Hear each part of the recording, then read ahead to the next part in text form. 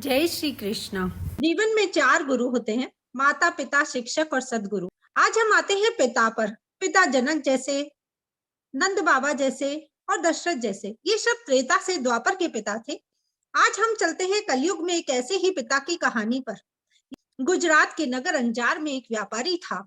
जब उसकी मृत्यु का समय निकट आया तो उसने अपने एकमात्र पुत्र को बुलाकर कहा, बेटा, मेरे पास धन संपत्ति तो नहीं है जो मैं तुझे विरासत में दूं, पर मैंने जीवन भर सच्चाई, ईमानदारी और प्रामाणिकता से कर्म किया है। मैं तुझे शिक्षा देता हूँ कि जीवन में सत्य, दया, अहिंसा, परोपकार पर चलना और मेरे वचनों पर भरोसा करना। मैं तुझे आशीर्वाद देता हूँ, तुम जीवन में सुखी रहोगे। धूल को भी हाथ लगाओगे तो सोना बन जाएगी। बेटे ने पिता के चरण स्पर्श किए। पिता ने सिर पर हाथ रखकर भरपूर आशीर्वाद दिया और प्राण त्याग दिए। पिता के क्रियाकर्म संस्कार को 12 दिन बीत गए। पुत्र धर्मदास ने घर संभाला। धर्मदास ने एक छोटी सी ठेला गाड़ी पर अपने फलों का व्यापार शुरू किया और धीरे धीरे पिता की सीख पर चलते चलते व्यापार में तरक्की होकर एक छोटी सी दुकान ले ली। पिता का आशीर्वाद फलने लगा, व्यापार बढ़ा। धीरे धीरे उसकी गिनती शहर के सबसे संपन्न व्यापारियों में होने लगी। धर्मदास को विश्वास था कि ये मेरे पिता के आशीर्वाद का फल है। उन्होंने जीवन भर दुख उठाया लेकिन श्रद्धा नहीं छोड़ी, ईमानदारी नहीं छोड़ी, इसलिए उनकी वाणी में बड़ा बल था। उनका आशीर्वाद मुझे फलीभूत हुआ है, वो सभी को यही कहता। एक दिन उसके मित्र ने कहा, यदि तुम्हारे पिता में इतना बल था तो वो स्वयं गरीब क्यों थे, खुद संपन्न क्यों नहीं थे? धर्मदास ने कहा, मैं पिता की ताकत की बात नहीं कर रहा। वो क्या थे ये तो उनके आशीर्वाद की ताकत से ही पता चल रहा है।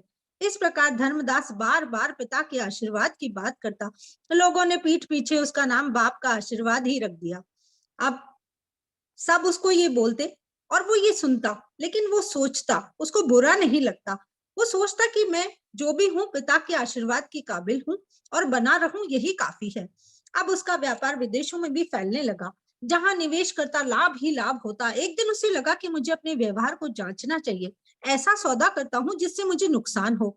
उसने अपने एक मित्र को कहा कि मुझे ऐसा व्यापार बताओ जिसमें नुकसान हो। मित्र को लगा कि इसे तो बड़ा घमंड हो गया अपनी सफलता पर। अब इसे ऐसा मजा चखाऊंगा कि इसको ऐसा नुकसान होगा कि घाटे से उभर ही नहीं पाएगा।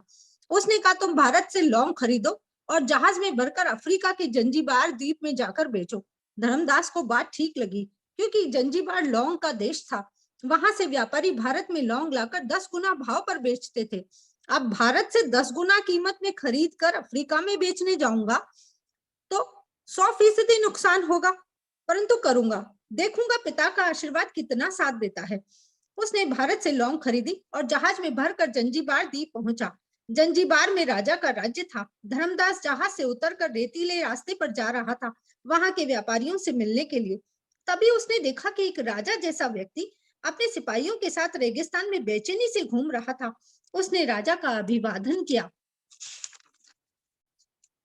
राजा ने उसका परिचय पूछा। उसने कहा, भारत के गुजरात प्रांत का व्यापारी हूँ, यहाँ व्यापार करने आया हूँ। राजा ने व्यापारी समझकर उसका आदर किया और उससे विनम्रता से बात करने लगा। तभी धर्मदास ने देखा कि राजा के साथ सैकड़ों सिपाही हाथ में बड़ी बड़ी चलनियां लेकर चल रहे थे। उसने बड़े आश्चर्य से पूछा, राजन, आपके सिपाही तलवार बंदूक न लेकर चलनियां लेकर क्यों घूम रहे हैं? मुझे बड़ा ही आश्चर्य हो रहा है। राजा ने हंसकर कहा, बात यह है कि आज सवेरे मैं यहाँ घूमने आया था और मेरी अंगुली में एक हीरे की अंगूठी थी। वो यहीं कहीं निकल कर गिर गई। अब रेत में कहाँ गिरी कुछ पता नहीं।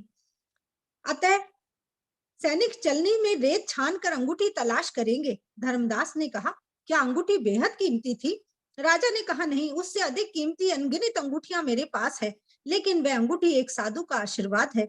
मैं मानता हूं मेरे राज्य की मजबूती और सुखी प्रजा उस साधु के आशीर्वाद की वजह से ही है, इसलिए उस अंगूठी का मूल्य मेरे राज्य से भी ज्यादा है। धर्मदास बोला, राजन, आशीर्वाद में बड़ी शक्ति होती है, मैं भी इसे ही आजमाने आया हूँ। राजा ने आश्चर्य से पूछा, आप क्या माल लेकर आए हैं? व्यापारी धर्मदास कहने लगा कि लौंग लेकर आया हूँ। राजा का आश्चर्य से मुंह खुला का खुला रहेगा, क्या आप जानते नहीं यह लौंग का देश है? यहाँ लौंग कौन खरीदेगा?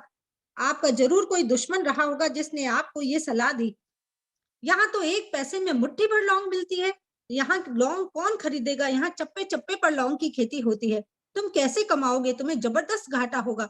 धर्मदास ने कहा, मुझे भी यही देखना है, मुझे लाभ होता है कि नहीं। मेरे पिता के आशीर्वाद से मैंने जो भी व्यापार किया उसमें लाभ ही लाभ हुआ। अब मैं देखना चाहता हूँ कि उसका आशीर्वाद यहाँ भी फलता है कि नहीं। राजा ने पूछा, पिता का आशीर्वाद? मैं समझा नहीं। धर्मदास ने कहा कि मेरे पिता ने पूरा जीवन ईमानदारी, सत्य और प्रामाणिकता से काम किया, लेकिन वो धन नहीं कमा सके।